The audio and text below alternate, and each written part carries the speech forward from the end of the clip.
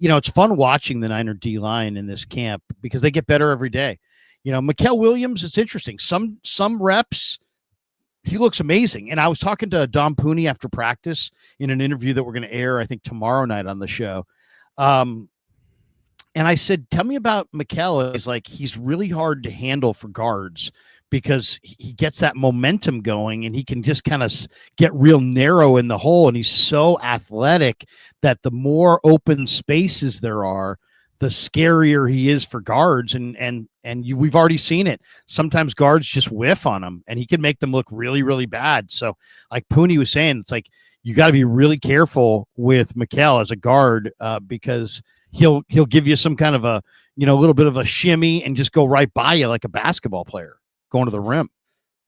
He's got just such a weird skill set, Mykel Williams, and you understand why he went 11th overall, but the Niners tried to trade up for him. They tried to get to that 9 spot because they thought the Saints were going to take him.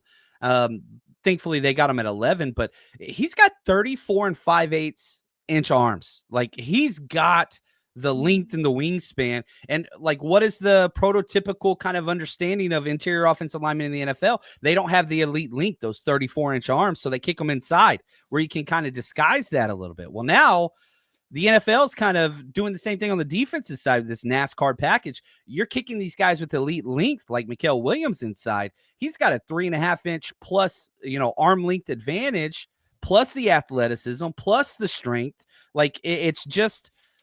It's a mismatch. And whenever you don't have to be concerned about running on 3rd and long and you kick Mykel Williams inside, it's just, hey, the NFL is a matchup league. And I think probably one of the things that kind of content creators and whatever, like, I've been in those coaching staffs. You've been in those rooms where it's like, what is the opportunity we can exploit? Offense, defense, special teams. Man, you put Mykel Williams against, a sluggish guard with short arms. And it's just like, okay, we don't have to worry about the run game because it's 3rd and long. We're not going to do it the whole game. Man, that's a huge matchup advantage that teams are going to have to slide their offensive, line protection his way. Because if you don't, you're in trouble. Well, guess what? Now we got Bosa on the back end or Bryce Huff on the other side. So it's kind of a pick your poison. You better have a quick passing attack or leave a back or a tight end in to help with protection because you can't take care of all these guys. And so I really do like this advantage that they're moving him around a lot. And you're about to get Yetur Gross-Matos back too, who has already done this in the NFL. Yeah. I mean, very similar skill sets, and then you got CJ West. He had a rep today against Jake Brendel and, he kind of ragdolled Brendel a little bit, and it wasn't embarrassing at all. And Brendel's pretty veteran player at this point. And CJ's pretty young. But, man, CJ's a monster. And everything that Mel Kiper wrote about CJ in his article before the draft is showing itself. Strong hands, excellent technique, crazy power, amazing tenacity, really hard to block, can collapse the pocket, has some pass rush wiggle. We forget CJ West ran 4.95 in the 40 at the combine, so he can get home. He's really good run defender, but he's got some pass rush ability as well. So it's an interesting group. Now, one guy that I asked Robert Saleh about is the newest 49er. And I don't know how much you know about Bradley Anae, but Bradley Anae played for Utah and Dallas drafted him in 2020 in the mid rounds. This guy was the Morris Trophy winner, which is like the best lineman in the Pac-12. And he doesn't look all that great. He's 6'3" and change, about 260. He doesn't have, really, really slow workout time, John. I mean, like really slow, like sundial slow, like 4.9 slow, right? Really slow. But, Saleh picked him up in a trade from the Cowboys while he was with the Jets. And he brought him in here and he likes him. And he's coming off an appearance, John, where he played in the UFL and he led his UFL team with he led the UFL, the entire league, I should say, with a 23.2% pass rush win rate, 91.7 pass rush grade in true pass sets, top 5 in pressures with 33, top 5 in hurries with 23, 17 tackles, 6 TFLs, 5 sacks. This guy, You know, it's funny because Brad was at practice yesterday, and I saw his tweet after practice, and he's like, Bradley Anae like showed up at the quarterback like 3 or 4 times, and he doesn't have great speed, but he's got awesome hand usage, and it's amazing how the technique of the hands is such a valuable tool in being a dominating rusher.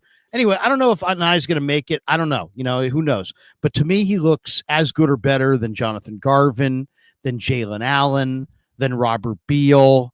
So I think he's definitely, you know, we'll see. It might take an injury to get him on there, but look for Bradley Anae in the preseason. He's wearing, I think he wore 69. I'm not sure which number he's wearing, but Bradley Anae, the former Utah Ute, is a player. Yeah, one of the things, you know, I was out there at practice as well, and it was just like, what the heck is happening? Like, he just kept getting around. He was coming off the defensive right side. He beat the left tackle like 3 out of 5 consecutive plays.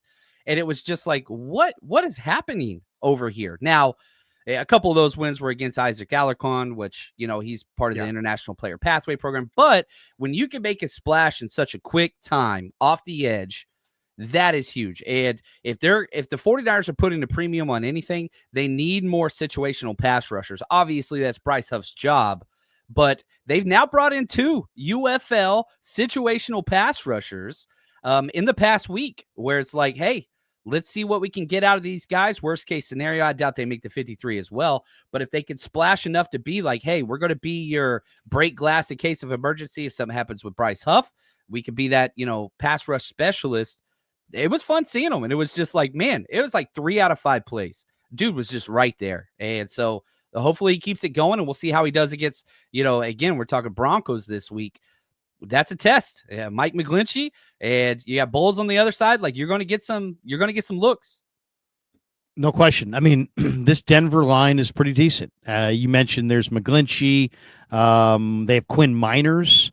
You know, Quinn Miners is the right guard. He's kind of a house. You know, he's got some talent too. I kind of always liked Quinn Miners for you know, when he came out in the draft.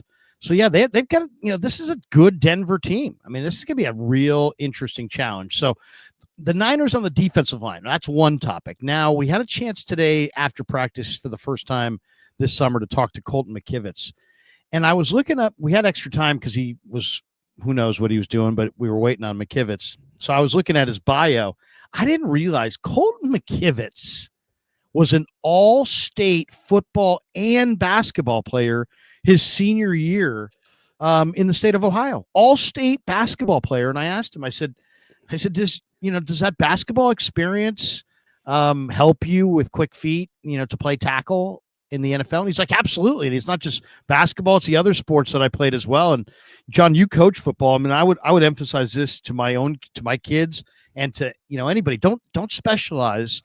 No. If you don't have to, play all the sports, develop all the different muscles, all the different, you know, things that go along with playing all these different sports. And I just heard it from McKivitz today. He's like, he basically said that the reason he's got quick enough feet to play tackle in the NFL, and you got to have quick feet. I mean, I don't know if Pleasance and Burford have quick enough feet. To me, they don't. But the reason he says he has that is because of hoops, high school hoops. What do you think? Well, whenever I coached, my kind of statement that I always said is, if anybody tells you you have to specialize in one sport, they do not have your best interest in mind. They have their own. You've got to now, if you have a full ride at an SEC school or whatever else, that's when that conversation changes. But yeah, you know, you talk Colton McKivitz, that Union High School in Ohio, they retired his number, like for football and basketball. Like, that's a statement. And I know a lot of fans, 49ers fans especially, were kind of like out on the McKivitz thing 3 years ago.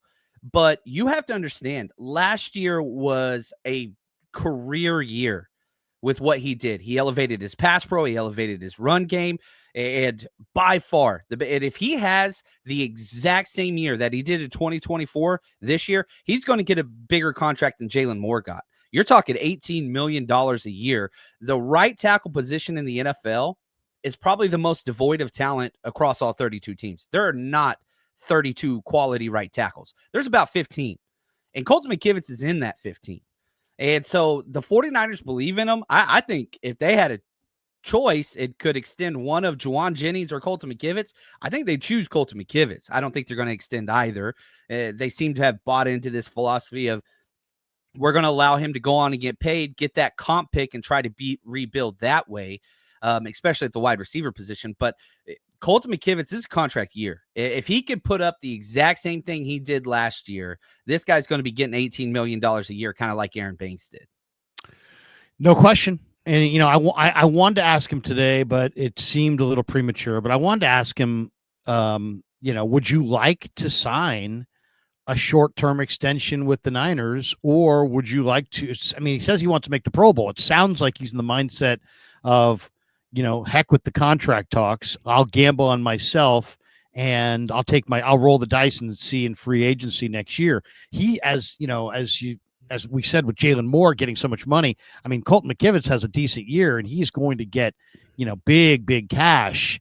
So I kind of wonder, would he even be interested in a 2-year extension for reasonable money, or do you think he'd rather gamble on himself and try to hit the mother load in the free agent market next March? Yeah, it's interesting because he's 29. He's about to turn 29 as soon as the league year starts, the actual football season starts. He's made less than $10 million in his career earnings because he's done 2 of those kind of bargain bin contracts. He signed that 2-year kind of, $5 million whatever to be that backup. Very similar to Dre Greenlaw's contract. I think it's time to go cash in. If I was his agent or whatever, bet on yourself. If again, man, what he did last year, and it was a down year for the 49ers, but there weren't a lot, and he has 1 or 2 of those kind of blunder plays where it's just like, oh man, he got beat so quick. But that happens across the NFL. The consistency that he brought last year, I think he's going to get paid big time to be a starter somewhere. And a team that has a lot more cap space than the 49ers in the future years. 49ers have cap space now about $40 million, but they don't have that next year. We had a little debate, Mayoko and I and a couple other of the media guys on the field today. We were trying to guess which 49er player was most likely to be picked up or claimed off waivers. And I wasn't really sure who to go with. I was thinking maybe Isaiah Nair because he had that intriguing viral moment. And, there could be some people that are just intrigued by his size. But Nair went unclaimed and is now a free agent. It was Mason. If you guessed Mason Pline or Trey Avery, you guessed correct. Trey Avery was claimed off waivers today by the New England Patriots, and Mason Pline was claimed off waivers by the New Orleans Saints. I asked Brian Fleury about the tight end competition for the third tight end. Obviously, George is the 1, Farrell's the 2. And he said, you know what? The third tight end is going to be very much special teams oriented. So do you think it goes to Dwelly, Tongas, or Willis? I mean, Dwelly's probably the best, most proven special teamer, but Willis and Tongas are younger with more upside and have probably looked better on the practice field this summer.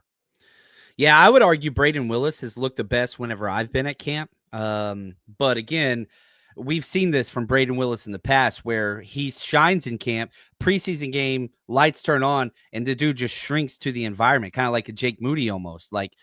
So can he carry the success that he has had and the versatility that he's had, and probably the most prolific in the passing game of those 3 tight ends you mentioned? Can he carry that over into the preseason to validate that position? You remember, this is a guy that got drafted after Cameron Latu several years ago. Well, he won that competition, but can he continue that on to be one of the 3 claimed? Because the 49ers, they've kept as many as 5 tight ends, 4 tight ends, 3 tight.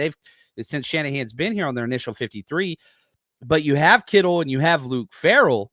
Man, you can only keep 2 and kind of see what gets washed back and not claimed out of Tongas, Braden Willis, and Ross Dwelly. I don't think anybody's going to be claiming Ross Dwelly at this point in his career.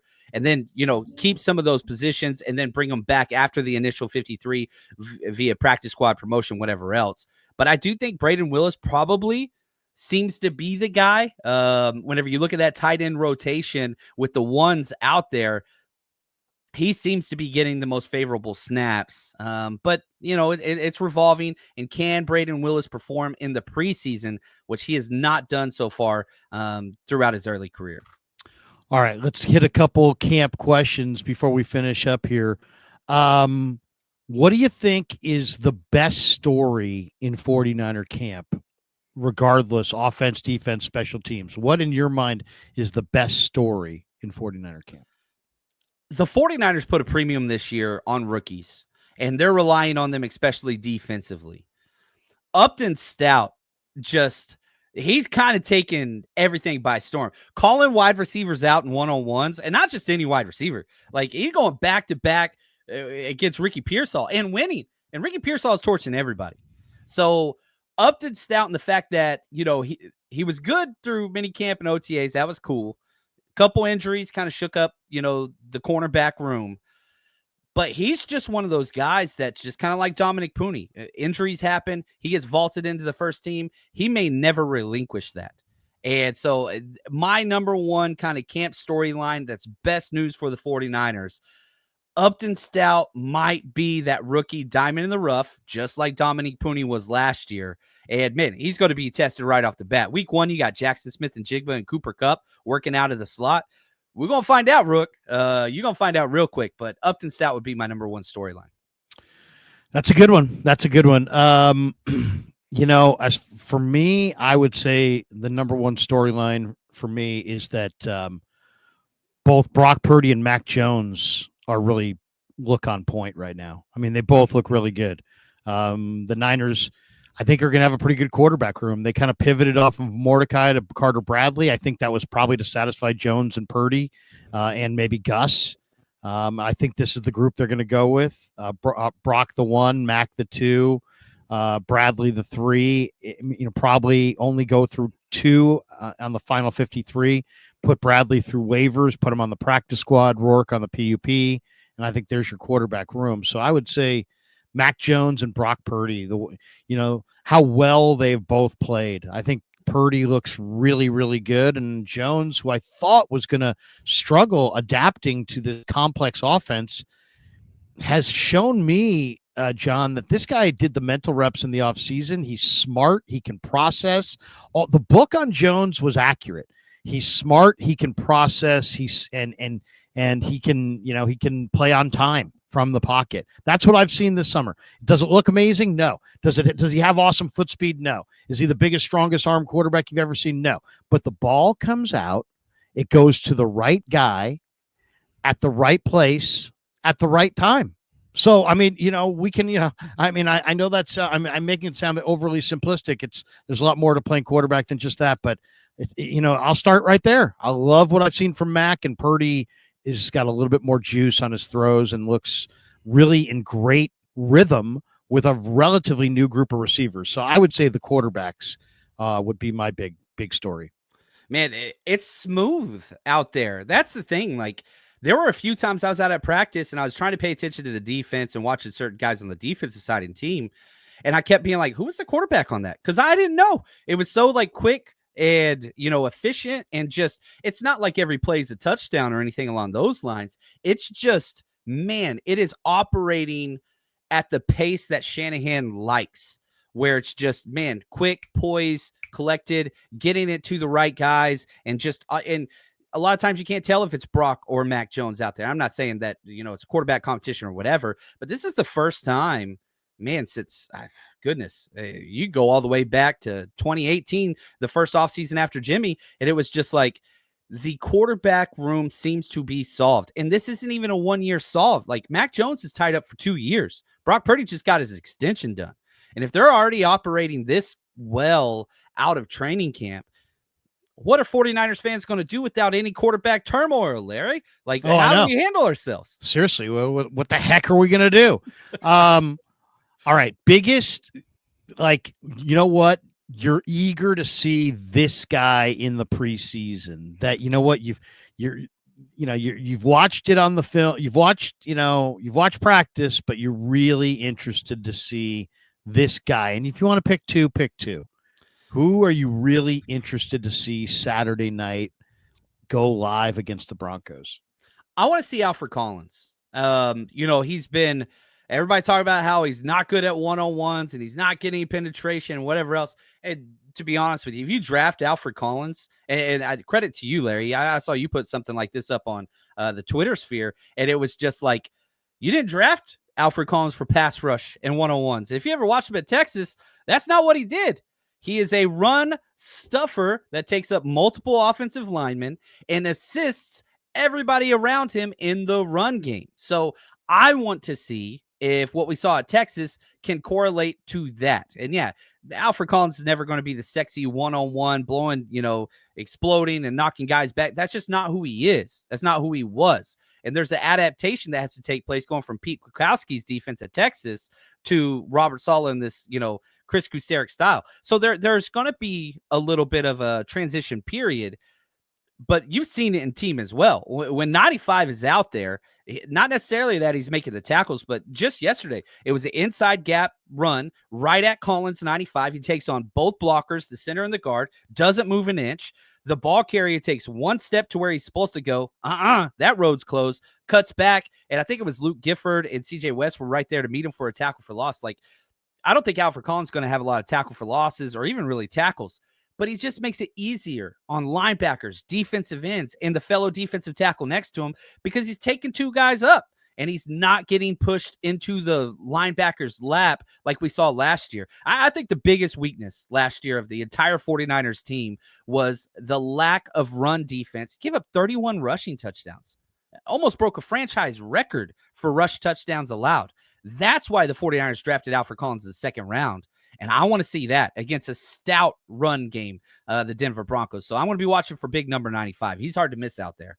I'm going to be watching, to me, there's two positions on the field that you just can't judge anything really in practice. And it's running back and linebacker. Those are the two instinctive positions that, I watch Nick Martin, but he's not hitting guys. He's tagging guys. Well, guess what? He ain't tagging guys Saturday night.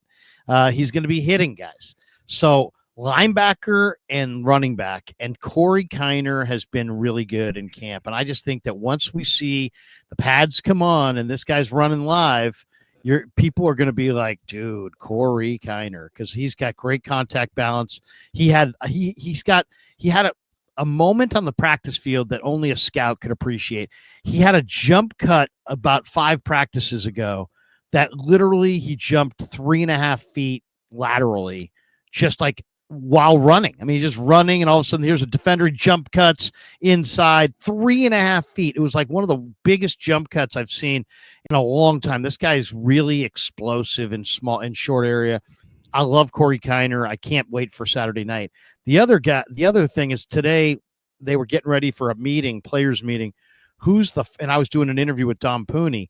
And I left my binoculars in the auditorium, so I went back in there. Who's the first guy in the meeting? Now, granted, it doesn't mean anything. It's just random. For all I know, he got there early or whatever for a reason. Maybe he had treatment or something. But Stone Blanton. And when I talked to Johnny Holland about Stone Blanton, he doesn't say pump the brakes. He doesn't say, I don't know. He's like, this guy, you tell him one thing one time, he does it right from then on. He's like, Stone Blanton has more ball production than the rest of the linebackers, and he has fewer reps than the rest of the linebackers. So he had 18 tackles in a game. He had 14 tackles in a game. This guy knows how to play. He shows up at the football. You don't see it in practice because you don't see it in practice. They're not hitting. They don't blow up their own running backs. You're going to see it Saturday night. I'm on record as saying Stone Blanton will have double-digit tackles in one of these 3 preseason games. I'm all in on Stone Blanton. Yeah, I want to add just one thing. You're at these practices, and they got their behemoth speakers blasting, rap music or whatever else. I mean, they're huge. But whenever they start the training camp out, they go through defensive alignment period, usually first the defense, and you put your ones out there and they walk through and they make all their calls and their adjustments and their blitzes and all this stuff, right? But then they rotate to the 2s and the 3s and whatever else. And I'll be sitting there jotting down, okay, who's running with the 1s, 2s. And then all of a sudden I'll be looking down writing, and you can hear the point where Stone Blanton starts calling the defense, because it doesn't matter how loud those damn speakers are. Yeah. I'm 100 yards across the field sometimes. You can hear every damn call every word out of his mouth, getting everybody ready. That dude is, like you said, level 10 across the board. Personality, showing up first to meetings. His name's Stone. Are you kidding me? Come on, Seriously. man. I'm with you, Larry. Stone Blanton. Johnny Holland does not blow smoke. Does not. Johnny Holland's as real as the day is long. He played for Jackie Sherrill back in the day. He does not blow smoke. He would not say Stone Blanton's a player if Stone Blanton wasn't a player. But he also ain't going to shortchange him. He's not going to be like one of these guys, well, he hasn't proven it to me. It's like Johnny is impressed by Stone Blanton, and I am as well. All right, last topic before we finish. Is Jauan Jennings holding in? Is Jauan Jennings holding out? Is Jauan Jennings doing neither, and he's just nursing a calf injury? What do you believe? This is 100% speculation on my own part, okay? Right. This is a hold in / out because he's not even out there. Like, if your calf's hurt, like, you can put a walking boot on that, which takes away all mobility there. I mean, I've seen players have Achilles surgery, be in a walking boot the next week, and, like, you could stand and you could be out there. So, and again, I could be way off. And I'm just speaking from my own experience as a coach and a player. This is a contract issue. And I truly do believe, and I could be wrong, I've been wrong before, ask my wife, this is, look, and maybe he did tweak it. I'm not saying he didn't get injured. I'm saying the reason why he is not out there is the contract, not the injury. That's my own take on it. This is a contract issue, pure and simple. I really believe that's the case as well. I really do. I'm not mad at him or anything. And but when Shanahan said the other day, go ask him. Well, we don't get to talk to him. And I think the 49ers kind of learned their lesson last year with Brandon Ayuk. I remember Raj and, Brad and them get the video of Brandon Ayuk on the sidelines and dapping up Kyle Shanahan and just the distraction that was. Like, hey, man, just don't be out here. Like, right? So just don't come out here. Just you do what you got to do. We'll have practice, but don't be a distraction. And so I think that could play into it as well. Like, well, if I can't play, I'm just going to stay out. I don't want to be a distraction as this hold in. I kind of understand that it makes sense to me that way. That's the only way I could put some type of team spin on this, which Jauan James has been the ultimate team guy. And I don't want to discredit what he's accomplished and played way under contract, been way underpaid, and, signs that cheap extension, balls out. Dude deserves to get paid. But again, the 49ers have chosen, we're going to let these guys walk afterward, get the compensation pick, build through the draft. Younger and cheaper has been the motto of the 49ers this entire offseason. I don't think that's going to change, especially whenever you have Ayuk coming back from injury. You have Ricky Pearsall. Demarcus Robinson has looked this part 100%. Then you've got Jordan Watkins and Jacob Cowing. If he gets out, like, the pathway has been paved. I don't think there's a reason to go back on that. Obviously, I want Jauan Jennings part of the 49ers a long time, but I think he's going to get paid more elsewhere. And I think what happens when Ayuk comes back? Does he go back to just being the slot guy and getting 20 catches a year? You don't pay $15 million a year for that. Allow him to go somewhere where he can be used in 3 wide receiver sets. 49ers run the fewest 3 wide receiver sets in the NFL, Larry. I think it's best for everybody. Just give them a couple more million. Make them happy for this year, guaranteed. Allow them to walk. Get your compensation pick. Best for all parties. I'll share the screen because this is the comment that kind of made people kind of question this. This is Shanahan yesterday. We'll play this and you can hear it. Here's Shanahan. Anything new on Jauan Jennings? Same thing with his calf. It's definitely health related, not business related. You can ask him that, but he tells me it's his calf, and the calf shows. So it's got to be delicate with those calves. So, I mean, it just wasn't very convincing. And here's the other thing I would say. There's no indications when you're there that he's not there on the side field. He's not working with anybody. He's not there. So, it just doesn't, it's to me, it's not like, oh my God, we've uncovered some terrible thing. I think the Niners just didn't want this to be a constant topic, a big PR distraction. And I think they just allowed him to kind of hey, it's a calf, and we'll figure it out.